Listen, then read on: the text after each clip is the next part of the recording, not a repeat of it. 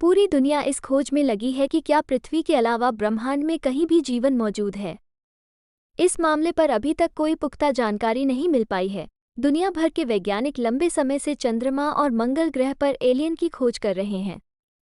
हो सकता है कि एलियंस भी उसी तरह इंसानों की तलाश में हों। इस बारे में कई अफवाहें मीडिया में व्यापक रूप से सामने आई हैं।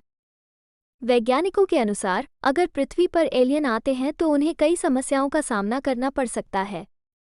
एक मीडिया रिपोर्ट के अनुसार कैलिफोर्निया विश्वविद्यालय के मटेरियल साइंस और इंजीनियरिंग विभाग के सहायक प्रोफेसर स्कॉट मैककॉर्मैक ने हाल ही में पॉपुलर मैकेनिक्स के साथ एलियंस की खोज पर चर्चा की।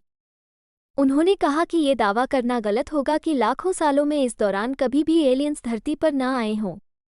हो सकता है कभी न कभी आए हों, लेकिन उन्होंने एलियन के पृथ्वी पर आने में मूल रूप से दो समस्याएं बताई हैं। स्कॉट मैककॉर्मैक ने कहा कि वर्तमान खोजों के आधार पर प्रकाश से तेज गति किसी की नहीं है, जिसका अर्थ है कि पृथ्वी तक पहुंचने के लिए एलियंस को प्रकाश की गति से यात्रा करनी होगी। चूंकि वैज्ञानिकों ने अभी तक ऐसे पदार्थ की खोज नहीं की है जो प्रकाश की गति का सामना कर सके, इसलिए एलियंस के पास बेहतर विज्ञान और प्रौद्योगिकी होनी चाहिए। प्रकाश की गति से यात्रा करने में भी बहुत अधिक ऊर्जा लगेगी। इसके अतिरिक्त इतनी ऊर्जा के लिए बेहतर विज्ञान की आवश्यकता होगी। ये कहना मुश्किल है, क्या एलियन इतने एडवांस हैं?